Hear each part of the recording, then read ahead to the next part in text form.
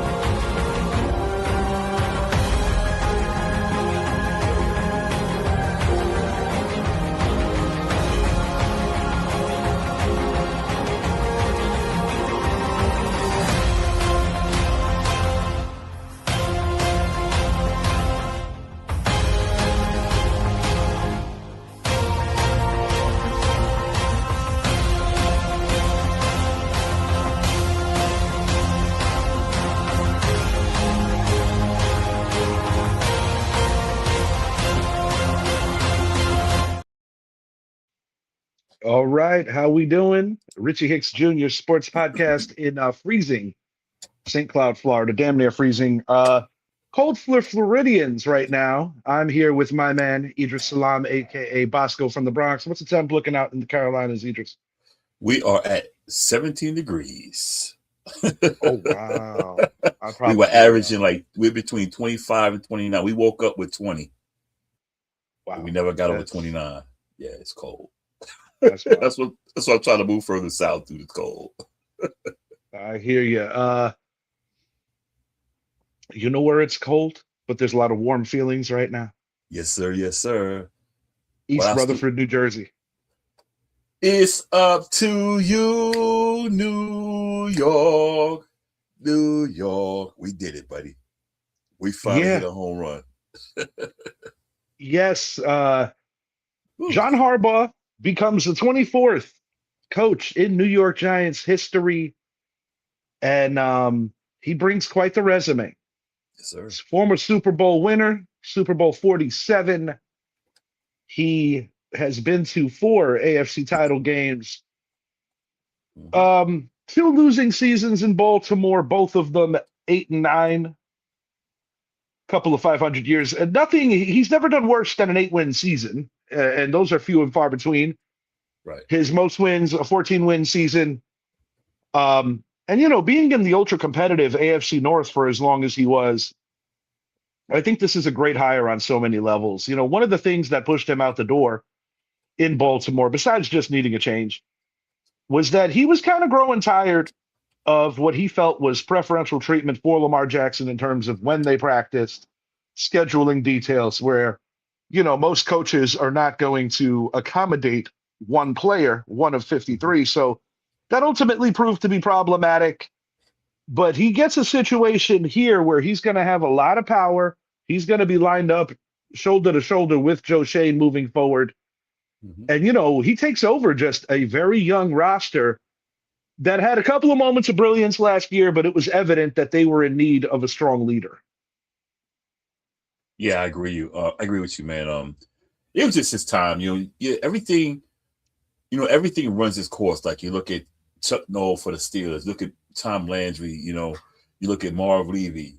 It's a lot of people that was there for a while who did a lot of things, and maybe they stayed too long or whatever. And I just think, it might have just been a situation. And with the players, how they pretty much are divas, and with the Lamar Jackson thing, it might have been best for him to get out of there. Because I definitely against agree. The fans and the star player. Yeah, so just get out of there, I definitely agree. One thing I gotta say is great contract.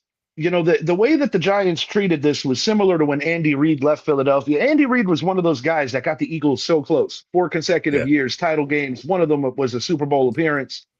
But, he ran into a buzzsaw known as the New England Patriots. That was the gutsy Terrell Owens game. Yeah. But, when your quarterback is throwing up in the most pivotal drive of the season, that definitely hurt them in terms of, making a full comeback. But Richard Dorney III, our resident Mets fan, he's also a Giants fan. Let's go. G-Men are back. Dorney and I agree on everything sports related, with the exception of baseball, as he roots for Notre Dame just like me. He roots for the Knicks and Rangers just like me. Right. And he's obviously a Giants fan, but he does love the Mets. But that's a lot with us New Yorkers. We're hardcore when it comes to football and hockey and everything. But it's like when we have our division, it seems like it's always with baseball. Yankees, Mets, Queens versus that's the Bronx, usually that's a reasonable take. Wait a minute. Dorney just Dorney said was the Mets. He's spewing out some of his personal frustrations. Oh, I'm like, come on over, man. All right, let's hear what he's saying. Dallas won't win again until Jerry is pushing daisies. Philly is heading in the wrong direction, and the Foreskins, well, I think exactly. Hey, Dorney, you're right. Dallas, hail Jerry. Hail Jerry. We will not have any Jerry Jones blasphemy. Philly is going back to the Richie Kotite era. And just like you said, the Foreskins, and just like the Foreskins, RG3 got about 5 more years left. So I'm assuming Rich isn't happy about some of the hand sitting that the Mets have done. I mean, I'll be honest, I'm not exactly thrilled about the Yankees, what I deem to be overpatient.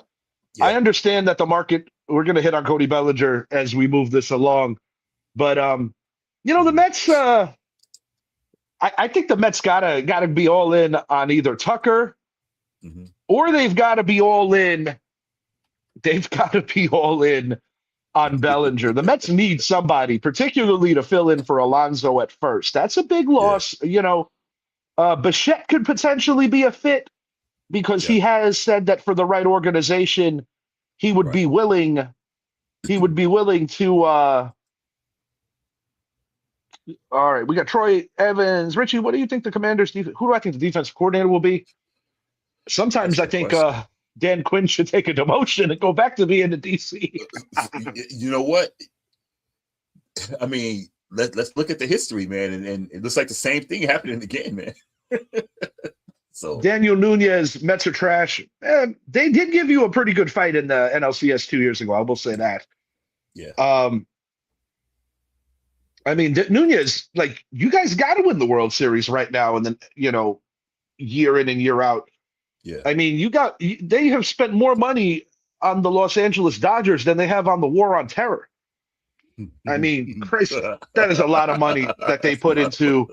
Yeah, that's a lot of money. That's a lot. All right, let's see what Troy's saying here. Brian Flores is defensive coordinator. I'll be honest with you, Troy. I think Brian Flores is going to be up for a couple of head coaching vacancies before considering moving, because sometimes for DCs, unless if they get fired or if there's a regime change above them, it's not always a high propensity for doing a lateral move under the same job title. Now, I do like this particular wide receivers coach in Philly that I wouldn't mind coming over to the G-Men to kind of give them the quintessential Eli Manning bird. We'll see. But as far as Flores goes, I have a feeling that the Vegas Raiders might be on him. And if that were the case, maybe he brings Brian Dable, who is also Richard Dorney's illegitimate twin. Raheem Morris could make a little more sense, Troy, for your particular team. I could see that. That I could see. Troy's he's a Commander fan, right? Yeah, that's Troy. Yeah, okay. That's what I thought. Yeah, I see the same thing. I see the same thing with you, Rich, with that. Yeah. Daniel Nunez, three-peat impending. We'll see, Nunez. I mean, hopefully imploding, but we'll see what happens. I mean, it would take a lot for the Dodgers to not win, because they were on the ropes in such a way in this most recent World Series where, I got to give it to them defensively. It was genius, some of the things that the Dodgers did in Game 7 to ensure a victory. Mm-hmm. And I don't think anybody could have brought it closer than the Toronto Blue Jays. And let's be real. Mm-hmm. Those are missed opportunities. Teams change. The Blue Jays are not going to be the same team they were that year. No. I mean, right now the Yankees going to the scrap heap, just trying to survive until June when they get back Garrett Cole. Rodon's not going to be starting the year either. But back to football. Idris, I want to throw a few names at you, and we'll play the destination game for a minute before we go back into Harbaugh. Okay. As we already know, it is highly unlikely Mike Tomlin will be coaching this year. So Right. it looks like he's headed for the booth, at least for 1 year. I personally would love to see him replace Ryan Clark. That would be funny. Oh, my God. I think he would go to Fox or something like that. I don't think he'll go to ESPN. I think no, Fox, nor do I. I think he fits in well with the crew at Fox. Yeah. He would fit in rather well. And not to mention, I'm sure Terry Bradshaw would love to have another Steeler in there. Oh, man. Yeah.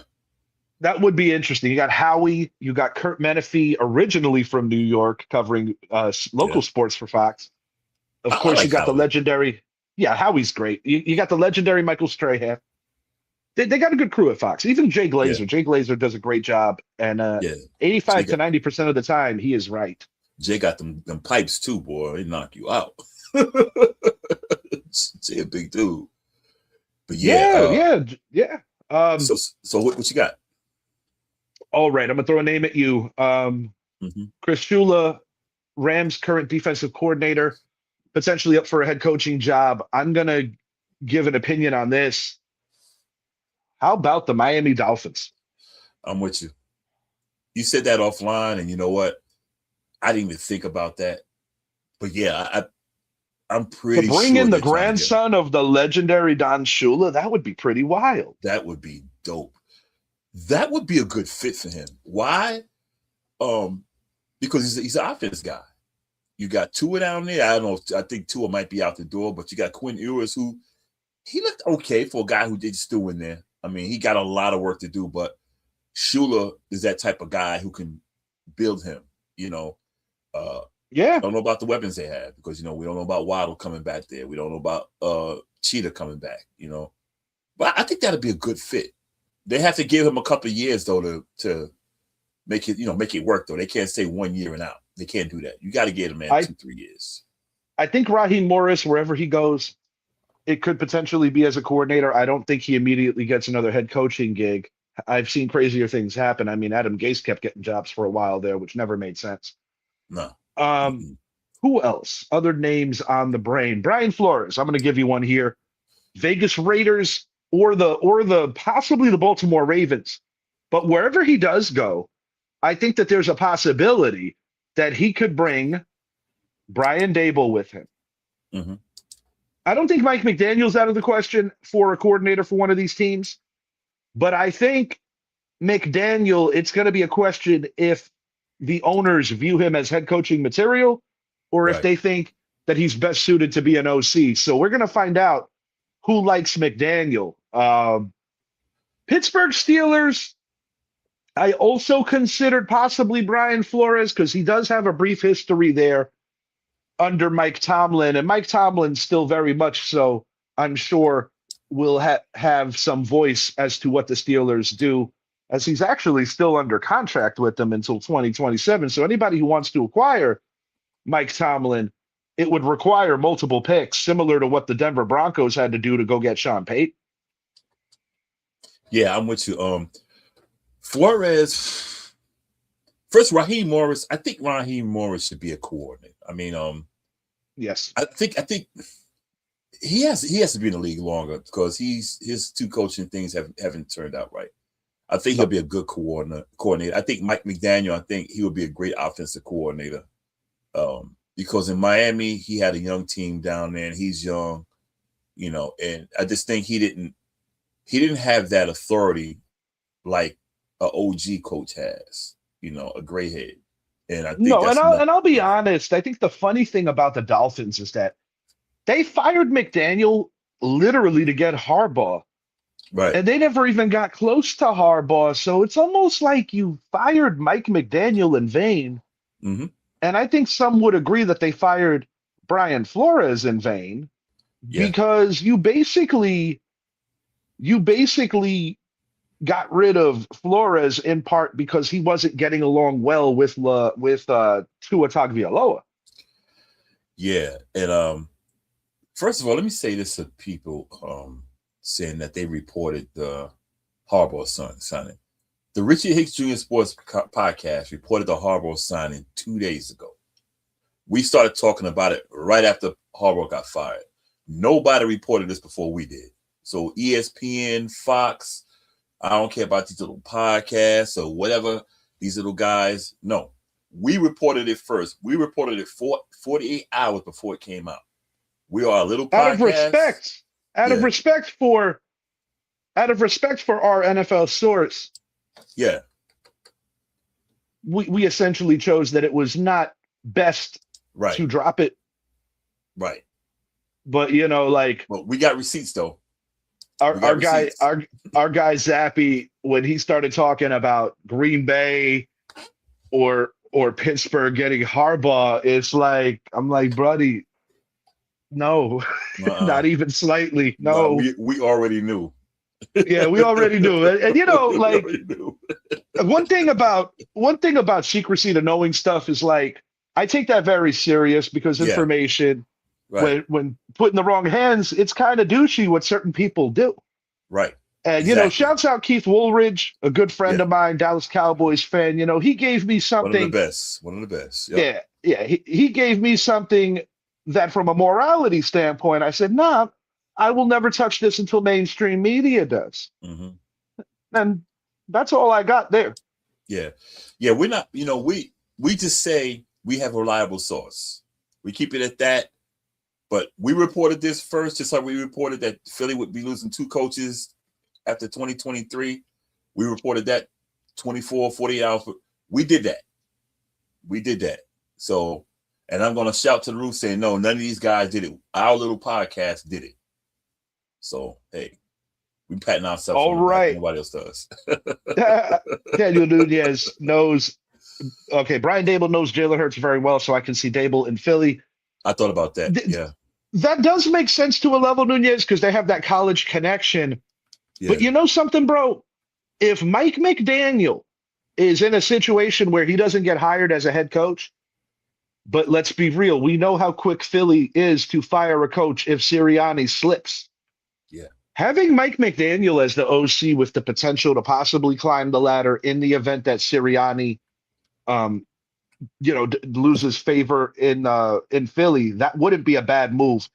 Brian Dable would not blow my mind for the sheer fact that he knows the division, so there is a possibility, but the strong point is the one that you make. He does have a background and a history with Jalen Hurts. So yeah, I mean, it wouldn't be a bad hire because although Dable, I think it was proven he was in over his head as head coach material. Mm-hmm. Certainly a very good coordinator, as he did a phenomenal job in Buffalo with Josh Allen. I think Dable or McDaniel will be great in Philly for the reason being both guys are RPO quarterback, RPO and they're quarterback whisperers, and with having Saquon back there, you got Shipley. I mean, Philly would be tough to beat, man. Not to mention that you reunite Dable and Saquon. Yeah, Philly would be tough to beat. Because we saw that when our offense is injured and that when we had it together, we looked pretty good. And we don't have the players Philly had. Another name to keep an eye on would be Mike Kafka. Kafka would be great in Philly. Yeah, I think Kafka would do a good job. Now, the Raiders, if Flores, because I would like to see Flores with a good OC in Baltimore. I think Pittsburgh would make sense. I think those would be the two that he would want. Yeah. Before anywhere else. I think he goes to Pittsburgh because that defense needs work, but he's a defensive guy. And he would have to bring a good OC in there for sure. Definitely. And as the Raiders go, something tells me that whichever direction they end up going, it may very well be a first-time head coach. So maybe Hafley of Green Bay. It could be, name your hot coordinator, because there are some good ones. Back to the Giants for a second. Yes, sir. I think it's almost a no-brainer that John Harbaugh brings his OC from Baltimore. I think that's pretty much a done deal. However, on the defensive side of the ball, I said it this morning on my short. My dream coordinator would be Jim Schwartz. However, man, I love Jim Schwartz. Yeah, he's damn good. However, I wouldn't be mind blown if we keep our current defensive coordinator, who's also going to get consideration, or maybe bring in Antonio Pierce to either be the linebackers coach or give him the spot as a DC. So these are things to look for the Giants. But you know what, Richie? The guy we got as an interim DC, he's actually just a tight end coach. So I mean, he could remain with the team as tight end coach or get some more, get a little pull up, and we could bring a DC in. But like it, give him more money, give him more power. Like, okay, you showing us that you are more than just a tight end coach. We're gonna have you in charge of whatever. So actually, he rolled over. He rolled over from the linebackers. That's what I meant. Oh, why am I thinking tight end? I meant linebacker. No, it's all good. But tight end. Yeah, now same thing. Harbaugh's going to have a lot of power moving forward. One thing that I found very amusing, very amusing. Shouts out NFC Beast. I love that page. I do too. But man. when I flat out said, the best coach in this division is currently John Harbaugh before he even coaches a game in this division. When I got the whole, backlash from an Eagle fan here or a Cowboy fan there, I was like, it's not Schottenheimer.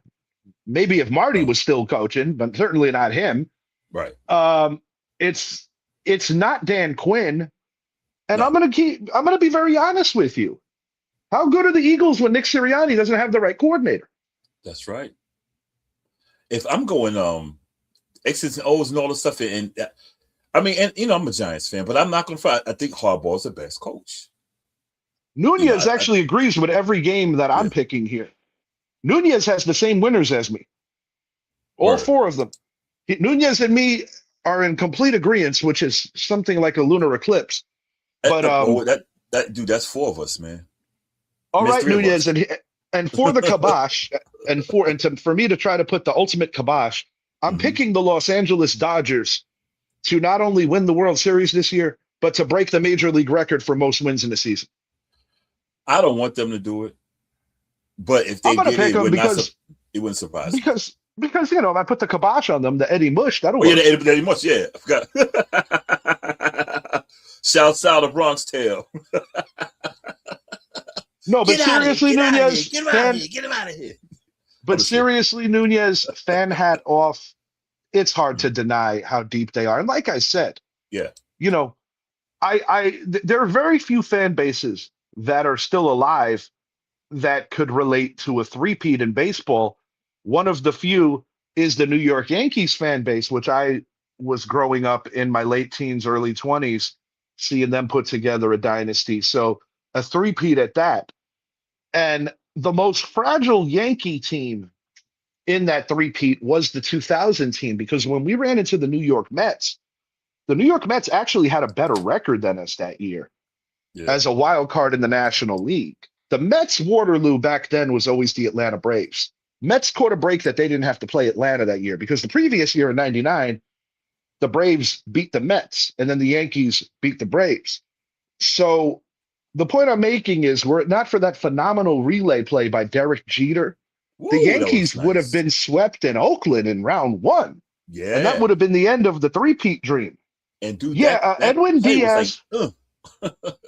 Yeah, Timmy Trumpet. So Nunez, is he still going to come out with the same entrance? I'm assuming so, right? That is, listen, whether you like the Mets or not, or now he's a Dodger, one thing I gotta say, Edwin Diaz might have the best entrance in the history of entrances. Dude, look here. Monumental, bro. Monumental. No, he's awesome. No. Edwin Diaz is, when he's locked in, one of the best to do it, and I say that with a lot of sincerity, because the greatest closer of all time is Mariano Rivera. Of course. But in today's times, Edwin Diaz is damn good, and he made a good return after the unfortunate injury in the World Baseball Classic for Puerto Rico when they won that huge game, and then unfortunately in celebration got injured. But it's going to be a tall task for anybody Anybody, to beat yeah. to beat the Dodgers right now. And I'm not saying it can't happen because stranger things have happened. I mean, the Arizona Mhm. Diamondbacks with the two-headed monster of Schilling and Randy Johnson prevented a Yankee four-peat. So there's always, you know, something that like the Oakland Athletics, three consecutive pennants, but only one world championship. A lot of people felt that they should have won against the Reds. Yeah. A lot of people didn't see them losing to the Dodgers in '88, so you never know. The Atlanta Braves were the team of the decade until they ran into the Yankees. Did they? I can let you know, man.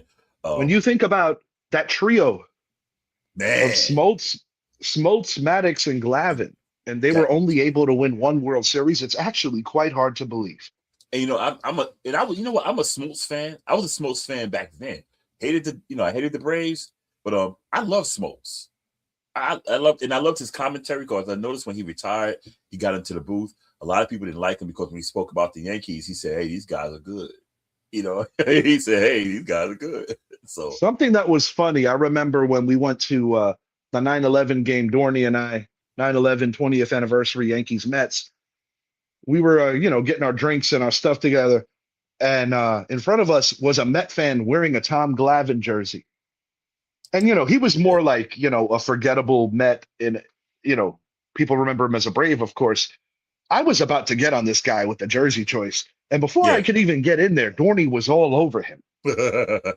South Dorney's Dorney. about Dorney's about as a real Met fan as you'll ever find. And he's been with them through the thick and the thin. And let's be real, most of it hasn't been good because Yeah, the reason why I could relate to any Met fan, even though I love the Yankees, is because I absolutely love the New York Knicks. yeah, yeah. And we know pain and suffering. But one thing I gotta say is like you look at I was just saying about how the Braves, how do you only win one championship? There's another one that's a bit of a stumper. Mm-hmm. Green Bay Packers have always been great at getting the right quarterback. Preach. But when you I know look what at you're gonna Brett say. Favre Preach it. passing it to Aaron Rodgers, Preach it. and you only have one Super Bowl win out of each, granted Favre went to back-to-back titles, Preach it. it's a failure. There's no Yep. way around it. And speaking of those Packers, they're in a really weird position because Matt LaFleur is under contract for one more year.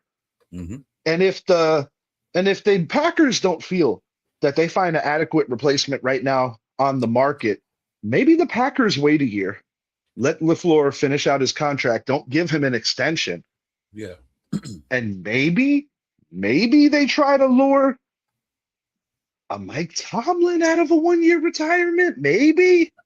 Ooh, I could see that Maybe. because I could see that. That's another thing because see with Tomlin, well, see, Green Bay is like I don't want to call them a community ownership, but you know what I mean. They're not like the typical ownership on one guy Oh no, owns the not by team. any means. They are And they see, are one of one. yeah, and see, that would be good for him. But then again, I think being in the Steelers ownership, they gave you more leeway. They weren't quick to fire you.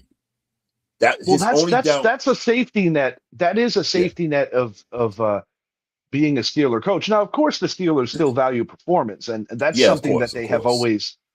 That's something that they've done well, yeah, where they've always had a good deal of performance because as long as basically the only era of Steeler football where I could say I don't remember much about them would be the '80s because they were not really a factor in that decade. They didn't get good again until the Kevin Green yeah, era, Greg Lloyd, those caliber of yeah, players. They had Carnell Lake. They were kind of bringing it back to their brand of the '70s football, and this was going down in the '90s. Bill Cowher passes it to Mike Tomlin, and there have only been four coaches in the last, like 60 years, since '69, I yeah, think. There's only been four coaches for the Steelers, which is something like remarkable. that. Yeah, since the Super Bowl Robert era. Saleh Robert Saleh will be interviewing for the head coaching job for the Arizona Cardinals. So I wish him luck. I think Yeah, he got a raw deal with the Jets. me too. Woody Johnson is an absolute clown. People could get Yeah, mad at John Mara, and I know that John Mara is not his dad, but I will take John Mara every day of the week, twice on Sunday, over a guy like a Woody Johnson. I agree, and I excuse me. I think Salah I prefer Salah to go to somewhere like Green Bay, to be honest with you, or even Pittsburgh. That's why I would like it, because he's a gritty guy. So I would like to see him one of those blue collar cities, Green Bay, Pittsburgh. Oblique injury, questionable Sam Darnold. Ooh, I think. Well, let me ask you, if my memory serves me right, is the backup for Sam Darnold Drew Lock? Drew Lock. Wow, Drew Lock could get it done, bro. I'm not even tripping. I know, because he's Drew matured. Lock. Yeah, so they might take a step. I mean, it might not be taking a step down, because Drew Lock is pretty good. Because I know that they had Sam Howell the year that Drew Lock was one of the Giant quarterbacks. Yeah, they had Sam Howell over there, but I don't. Yeah, they got him for Washington. Yeah, I don't recall where Sam Howell is now, but I really don't even remember. Yeah, I am not sure where he plays right now, but that is huge. If Darnold doesn't play, that is huge. So you saying that Drew Lock will be I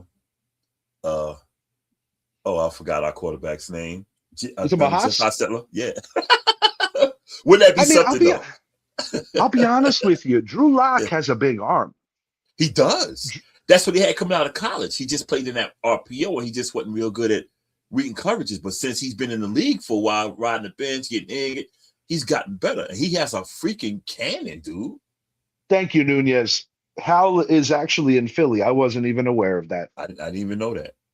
I didn't realize that the other fellow was above him. Sam Howell, for a little while there, had a nice thing going in Washington for a short time. I think they did. I think Washington did him wrong, because he was they have a propensity. Year. They have a propensity for doing that. I think they did Kirk Cousins wrong. Dude, Howell was balling out. He had no O-line. He was getting crushed. And Taylor Heineke. Say what you want about Taylor. Say what you want about Taylor Heineke, but his Commanders that year, well, they were actually the football team still. Yeah, the football they team. gave the Tampa Bay Buccaneers their stiffest competition in the whole playoffs, because Green Bay did not have a good game for their standards. No, against Tampa that year. Aaron Rodgers was most definitely missing his left tackle. It was just a bad day for Green Bay, and a game that they probably should have won if you watch the tape, but missed opportunities. But yeah, I think as Green Bay goes, they're going to keep LaFleur in the building. I got another hot take, since getting back to nostalgia about Shula maybe to Miami. How about Arch Manning to the Colts? Oh man, golly, Eli loves Daniel Jones. Yeah, but you talk about how things are funny. So Eli mentored Jones for a short while. Ultimately, Jones replaced Eli. Eli actually vouched for Jones. Yeah. Going into that draft, and then you have a situation where Jones could be mentoring Arch. Yeah. It's funny how things turn around. Mike Zappi not Mike Zappi. Quentin Moore suggested Arch Manning to Dallas. And given how strategic Jerry is with wanting that kind of prototypical marketable cowboy, because, let's be honest, Dak does have that to him. Arch would be that kind of guy. So it wouldn't blow my mind if Arch went to the Cowboys. My three teams where I could see Arch going: the Cowboys, the Colts, and maybe the Dolphins. Yeah, I could see that. I mean, I would say an outside shot, maybe the Saints, because while Tyler Shuck has been all right, I mean, it's Arch Manning. It's an NFL legacy. It's an NFL legacy. It truly is. And Arch is the son of Cooper. Right. Exactly. Yeah. And most in the family say that you have 4 Super Bowl rings between Peyton and Eli, but They say that Cooper was the best of the three, and he didn't make the NFL because of injuries. Yeah, they say Cooper was the best. I wish we could have saw him do his thing, man. It's unfortunate, but the Mannings have, similar to the Matthews family. Yeah, they've been given back. Elijah Burris, just to age ourselves. You remember when the Giants won the Super Bowl? Yeah. And a teary-eyed, emotional Plaxico Burris is talking to Pam Oliver after they win the Super Bowl. Yeah.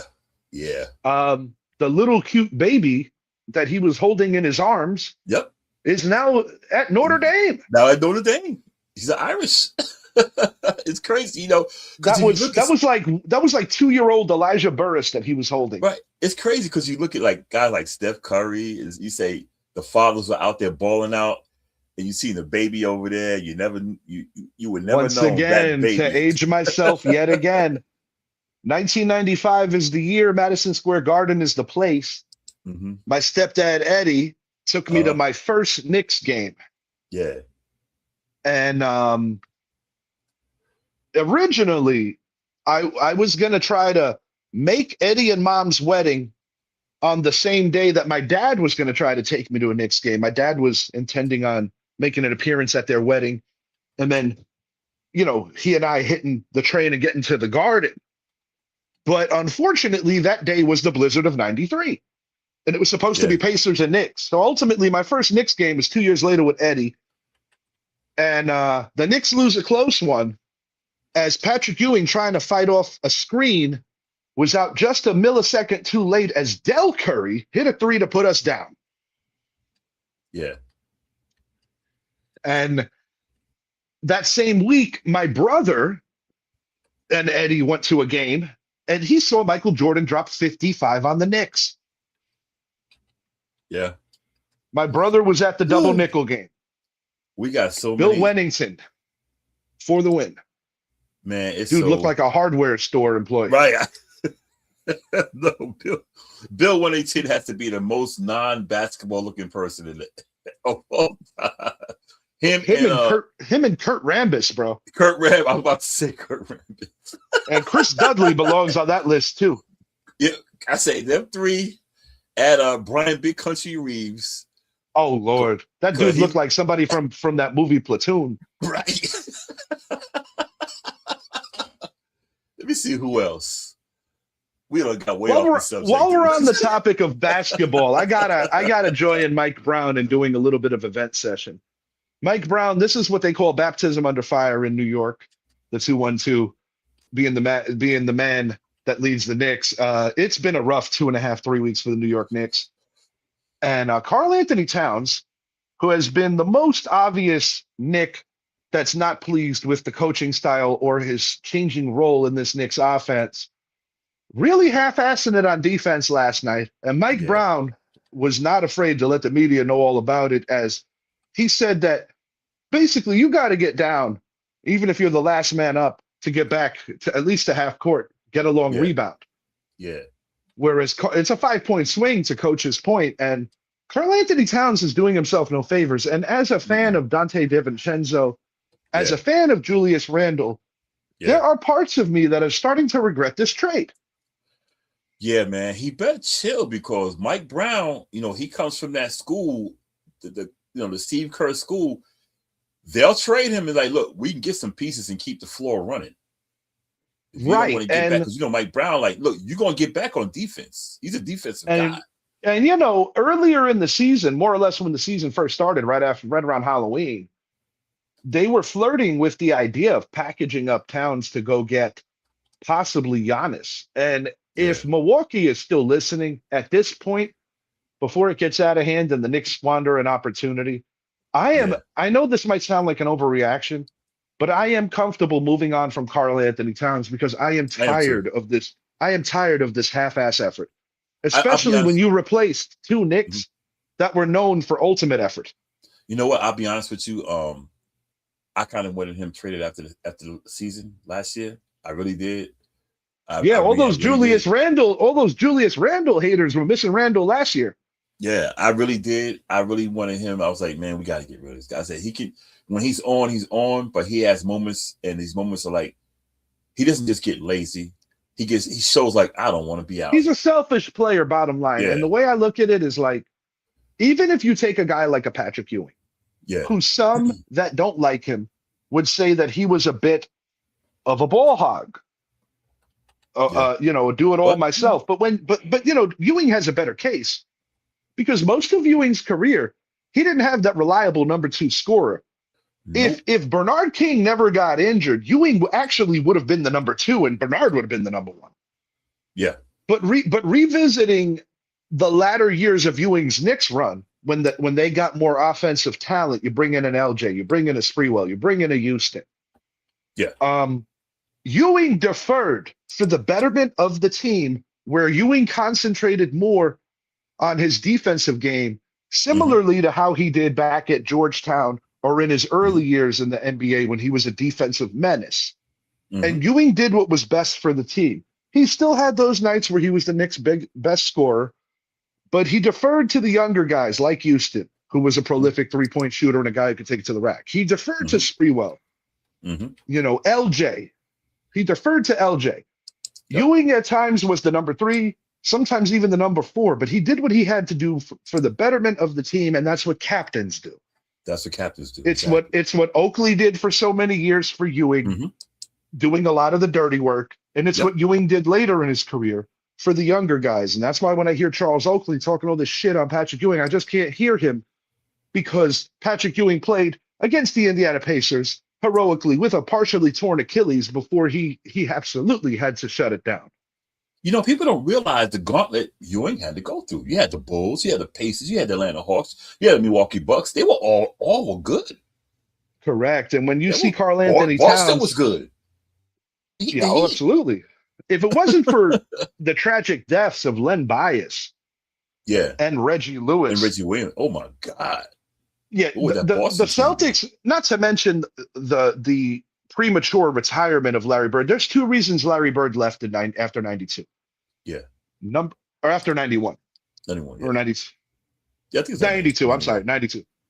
The main reason he left is because one of the biggest things that motivated Larry Bird was Magic Johnson's presence in the league. And when Magic contracted the HIV virus in a world that was still learning about this, let's say hypothetically if Magic would have contracted this, say, in 98 or something, he would have still played. He would have been fine. But a lot of people in the great unknown were afraid to let him play. But the reality is that changed the power shift in the NBA in a big way, because that Lakers team that Jordan took to town was not the Showtime version. You had an aging Byron Scott, you had an aging Magic, you had an aging James Worthy, and you had a super young Vlade Divac at center, who was ultimately traded for their next franchise star, Kobe Bryant. But when I think about Larry Bird, between the ailing back and no longer having his motivation to be the best because Magic was his motivation, that was basically the end of Larry Bird as well. And they both ceded it over to Michael Jordan. Idris, your mic. Damn, I'm sitting here talking. And they knew. Those legends knew Mike was here, and and it's not saying they gave up, but they've been around a while. They know their bodies, and Mike was here. It was like, hey, let's just pass the torch, man. This guy here. Yeah. I look at back to Oakley for a second. I look at him on a lot of these podcasts, and he was a player that I always loved. He on the '90s Knicks, he was actually my dad's favorite. Oh, word. On the '90s Knicks, because he just loved the workman-like effort of Oakley. Anthony Mason brought that too. Rest in peace, Mace. Yeah. But the thing is, Ewing, as I said, never had that number 2 scorer. Now, you have an NBA that's a lot different, where you have all kinds of scorers, but sometimes the missing ingredient could be a lockdown defender. Yeah. That's why when Draymond was in his prime, he's so valuable to what the Warriors do, or an Iron Man, like what Josh Hart brings to the Knicks. Right. But the point is, Kat, you're in a situation right now where you play on the team that going into this year is supposed to win the East. So either buy in or get the hell off my team, out, man. Because you're not gonna ruin this for a fan base that has been waiting since 1973. 50 years, dude. 53 years. You're not gonna blow this, man. We got the team we need finally. We got the coach we need finally. This is probably the deepest team we've had since that run in the 90s. I would have to say 99 was the last time that we had this much talent. This much talent, man. And we can go 10 deep. And, we got the trade deadline. We'll probably, trade off a couple of players. I doubt, we're going to keep our core. The Knicks are definitely going to be looking for a defensive upgrade. Their defense is very poor right now. Yeah, we got to. And as good as Jalen Brunson is, that is his one true weakness. Right, that's his weakness. So, yeah, if you're not going to get in, get out. Period. We're trying to win one. Because everyone know, I don't care where you are. If you win in New York, you freaking, you've hit the mountaintop. You hit the. And we have some Giant news. Todd Monken will be joining John Harbaugh and the Giants. Good. As I said this morning, Nunez now confirms it. It's official. He is our OC. Time to work on the defense. Yep. And you know what? And I don't want to switch it back to that, but I'm glad we put. And a lot of times say, "Well, he's trash." No, he's not trash. You have to look at what plays were called, but you also got to look at the execution. You can have a great play, drop pass, fumble, miss assignment, and I saw a lot of mistakes on the field by the players. Not the play. Lamar Jackson also doesn't have a Malik Neighbors. Thank you. Yeah, so that helps. He doesn't. Right. And I can't wait to see this running back duo of Scat and Tracy get after it. Oh my goodness. Thunder and lightning, dude. Yeah, buddy. They might both. And like I said, if we let Devin Singletary leave out, do not be surprised if either Justice Hill or J.K. Dobbins find themselves in the Giants uniform. I think J.K. Dobbins is more likely, given his long and lengthy injury history. Right. And it would be interesting because he would be going from one Harbaugh to the other. And he went from one Harbaugh to the other already. I was going to say it here. He did. Yeah. J.K. Dobbins could be a true force on the goal line. And that would be a good pickup. A number 3. Justice Hill, I would like, because he could play the role of like a Shane Vereen or a Kevin Falk. So that, we'll see what happens. I like Dobbins because one thing we'll be able to get him cheap. Absolutely get him cheap because of the injury history, but it's just so unfortunate that this dude is always injured. It sucks. But the great thing similar to what happened to Javonte Williams. But the thing about him, when he's on the field, he's a number 1, man. A 1A at worst. So I like to bring him in. I love to bring him in because, go Giants. Yeah, bring him in as a value deal.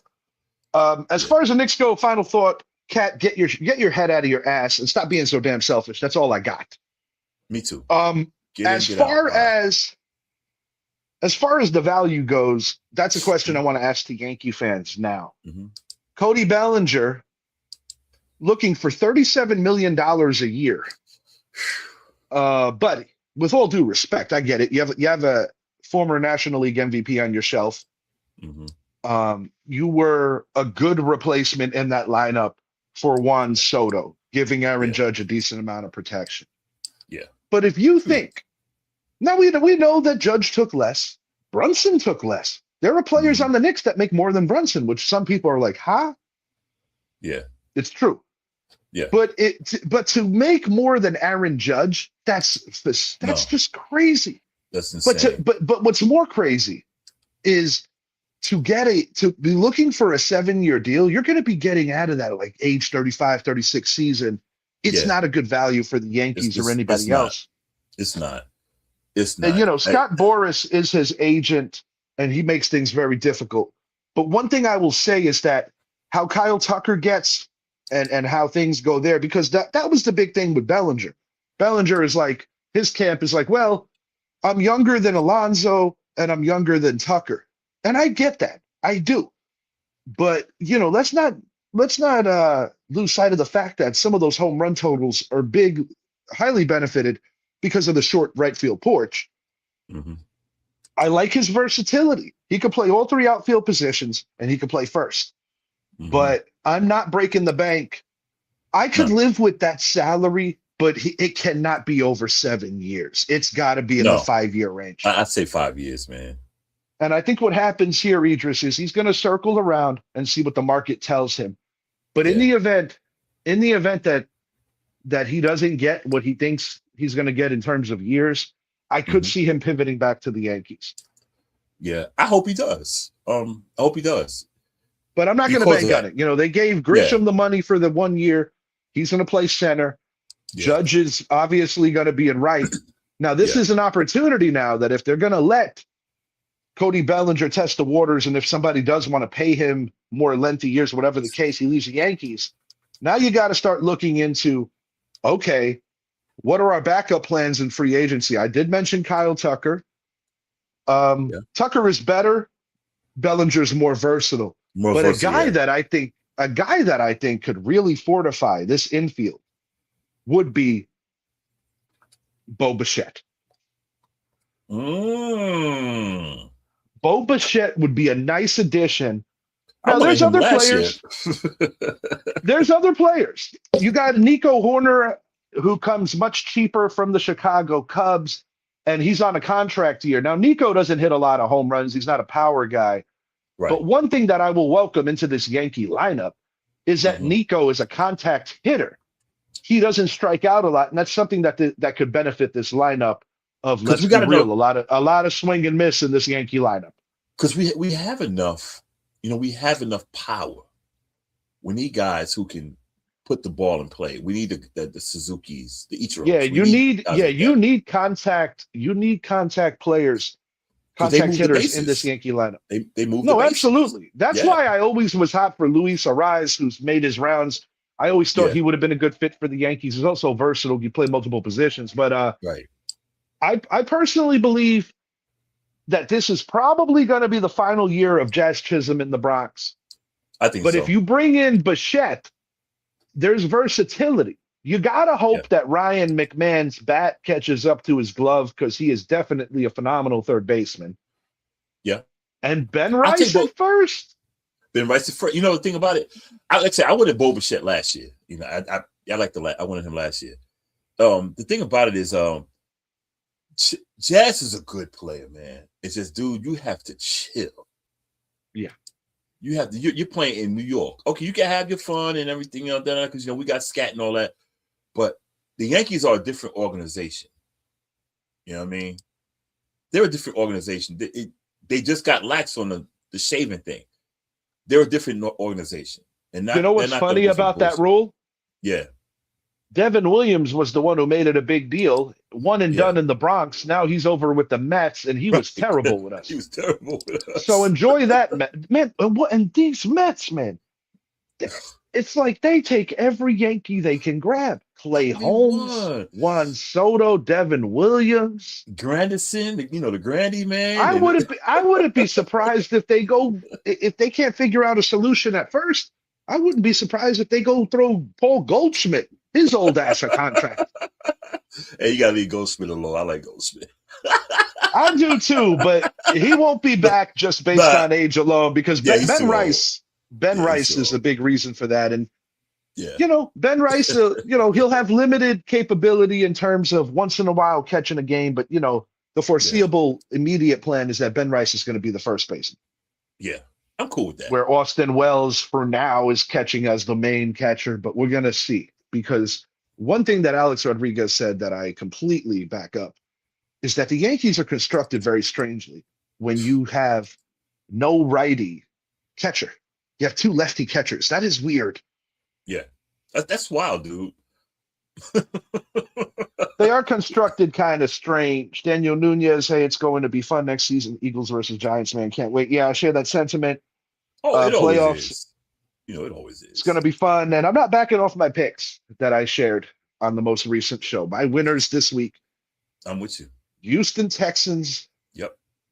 Buffalo Bills. Yep. Seattle Seahawks, with or without Darnold. They will find a way.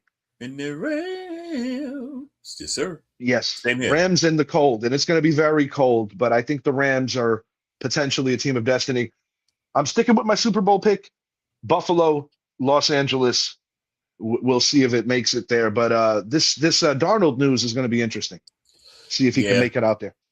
Yeah, I think he'll be okay. And I think they got a good backup in Drew Lock. So but I mean, the most important game of his career, that would be something.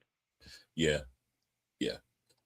Some guys do have that bad luck. The same guy that came out with him, Daniel Jones, another guy. Yeah. Yeah, I hope he does. I picked the Rams to go to the Super Bowl, but I think it'll be Seattle. But I'm still picking the Rams to go. I think I still think. Yeah, I'm sticking with my pick. I mean, I saw that second game, a game that I really thought the Rams should have won. Yeah. So, they will play a third time, assuming the Rams take care of business in Chicago. Yeah. But I'll tell you, man, Chicago keeps defying the odds, so we'll see. Yeah, but eventually you got to know when to hold them, know when to fall away, know when to walk around. That's right. And this is the week they'll fold. Yeah, man. Looking forward to the NFL draft too, because now with John Harbaugh in the mix, it's going to be so much fun to see. And we how don't need this a plays quarterback. out. And we don't need a quarterback. And we don't need a backup quarterback either. We don't need a backup quarterback. We don't need a running back. We don't need a backup running back either. Nope. We do need a wide receiver too. We do need a cornerback one. We need a sideline to sideline linebacker and get some depth for the O-line who actually performed the best they have in over a decade. And see, that's what I'm so glad. I mean, it would have been great if we had that number 1 pick now. However, that's why the number 5 pick is not a bad pick. No, not at all. Because the ones above us, like the people like the Jets, the Raiders, they need quarterbacks. Who knows what the Cleveland Browns do? Q is predicting that the Giants draft Ohio State's number 1 wide receiver. I think that's a possibility. The Giants could also trade back into the middle of the first round, and I have my eyes on a particular corner, Terrell, who is the brother of AJ Terrell. The kid out of A&M? Yes. Oh, yeah. Oh, bring him in. Let's go. Yeah, but number 1, I do have a feeling they're going to go receiver. We'll see, though. You can also go edge rusher. You got some really strong edge rushers because I think Kayvon Thibodeau is going to walk into free agency, and I think they're going to try to franchise Wan'Dale. Yeah, you got to franchise Wan'Dale. K5, he can go. He can kick them or out, transition tag him where you could try to finish out the deal. Yeah. Yeah. Oh, boy. What a difference a day makes. New York Giants are very close to being back, and I couldn't be any more excited because when I think about what Dallas has going on and what Washington has going on, I'm looking straight at Philly. Year 1, our expectation should be playoffs, fighting with Philly. Year 2, take over the division in the world. Yeah. Can you dig it? That's what I got. Good day to be a New York Giants fan. Yes, sir, this fan base has been waiting for a while. So in conclusion, Cody Bellinger, humble up a little. Cat, stop being lazy. Stop being a little bitch. Yeah. And John Harbaugh, time to cook. Let's go, man. We are out for now. Enjoy the rest of the week. Divisional round game is going to be really, really good this week. And tune into the Richie X Jr. Sports Podcast. We've been hitting on a lot of this news before it comes out. So yes, sir. We're going to keep our ears to our sources. And I am fired up, Idris. Me too. Send the word. We are out. Peace, y'all. Can you dig it?